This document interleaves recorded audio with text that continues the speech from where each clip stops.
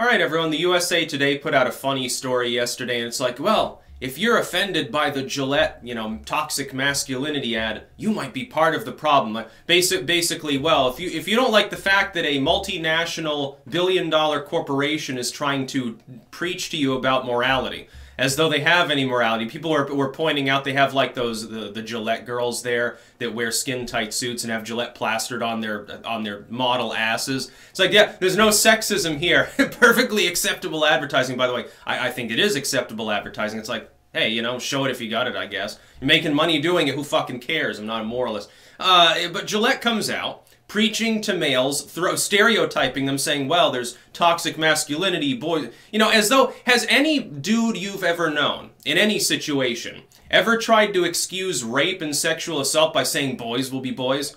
Oh yeah, it's okay, at the grill party, oh, my boys are fighting, haha, that's so charming and stuff, haha, leave it to Beaver. It's like, yeah, young boys are gonna get into fights, trust me, young girls get into 10 times more of them. They're much more likely to come to fisticuffs. I don't see anyone claiming that to be problematic. No, you'd probably say strong, empowered women if you were Gillette. But it's just fashionable sexism, I pointed out. This is going to be looked at in the same way. Yeah, literally, sociology courses are going to be including this ad in them. So congrats to Gillette. This is definitely a long-lasting ad for all the wrong reasons. It's going to be remembered like the Winston's Flintstones ad. It's going to be remembered exactly the same. It is fashionable sexism. It's a period piece. It's going to be stuck in the 2010s fucking stupid progressivism of this bygone era, which is what it'll become. 20, 30 years down the line, we'll be laughing at this ad still just as hard as we are now. It'll be funny. And it'll be a blot on this generation because, millennial politics sort of spawning this bullshit. And then the next generation will have to clean up the mess. And then they'll do cringy shit too, by the way. I mean, it never stops. It's a never-ending struggle. The USA Today, though, coming out and defending it, I'm thinking to myself, a lot of people are ignoring one simple fact. They're focused on, well, the USA Today's liberal or something. Okay, maybe granted, and side with Democrats or whatever. The real reason is, though, the USA Today is also a for-profit corporation that likes to preach to people. They're all the same. What we call the media in this country, what the normies call the media, is just a conglomerate of corporations. What they call journalists are a conglomerate of people that work for wealthy corporations that have a wealthy corporation axe to grind. They ultimately, fundamentally, they're going to support the same policies as a company like Monsanto or Walmart that the left constantly rambles about. They just support the same shit. They have the same model. They make the same kind of money. They have the same kind of corporate structure half the time.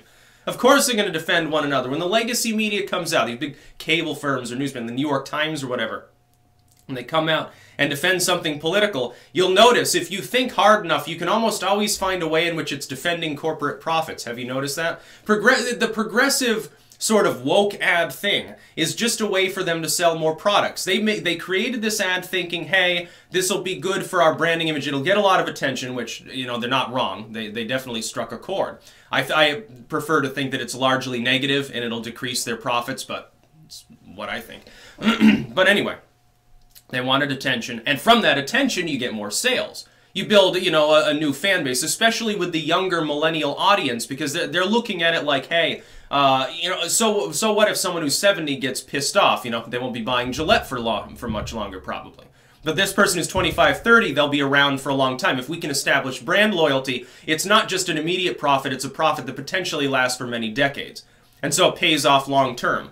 I think that the number of losses that they'll suffer are greater than the gains that they'll make. I think that the response from people, the individuals, has been overwhelmingly negative. It's, again, some corporations will support them in this. Some activistic groups and certain very politically minded individuals on specifically the far left, that's a drop in the bucket compared to the general population. They've spent days spinning this ad as though the fact that you don't want to be preached to by a corporation which cannot fundamentally be anything other than a profitable entity, cannot be a moral actor, the fact that you don't want them attempting to dispense morality on regards to gender makes you a bad person. That means you have toxic masculinity too.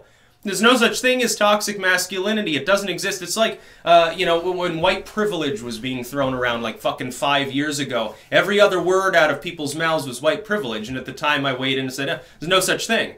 There's certainly people that are privileged that are white, but the whiteness isn't what's giving them that privilege. Usually it's dynastic in nature. They've got more wealth. They've got political power or something. By the way, those are the people that run those corporations. Ha ha! Yeah, a bunch of privileged individuals, millionaires and billionaires and shit. Yeah, isn't it odd how that works? But, you know, you can't aim a white privilege argument at them because they're woke. And that's the whole thing. They're seeking to escape any repercussions. That's why they bend to the will of censorship lovers, jackbootlickers, with regards to advertisements, monetization, all the stuff we see in the tech world today. It's all sort of interconnected, and it all really has to do with money. Gillette is a for-profit corporation. If they think this will make them more money, then more power to them. But I'm not going to sit there and take seriously the argument that it's a bad thing or wrong for me to resist that and say, the ad is wrong, the ad is simply fashionably sexist, and it will be eventually, once it's outdated, it'll be fucking laughed at and mocked endlessly.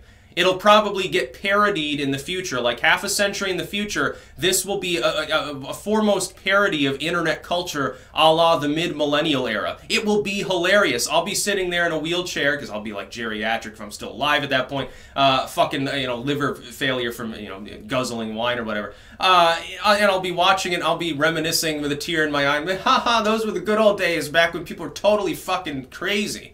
Totally screwed up. Be really, really funny to see. And Gillette, it'll be funny to see their brand eventually, like, they might have to change their name, like, oh my god, we really screwed ourselves this time. That can happen. It's happened before. You see companies do that constantly.